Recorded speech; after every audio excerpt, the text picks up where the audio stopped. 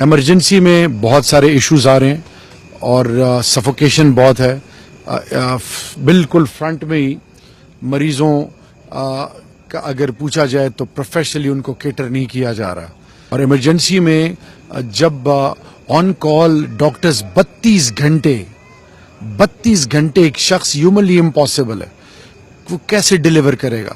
Wards کو نئے executive directors نے بڑا پروفیشنلی اس کو رینوویٹ کیا ہے. اور سب سے بڑی بات یہ ہے کہ اسٹنٹ سمیت میڈیسنز بھی مفت مل رہے ہیں، اور خاص کر ایمرجنسی میں. اور اندر انوائرمنٹ بھی بہت اچھا ہے. ان کو ڈاکٹرز کی کمی ہے اور پیرامیڈک سٹاف کی کمی ہے. وہ تمام چیزیں جو انہوں نے بتائی ہیں اس پہ ہم کام کریں.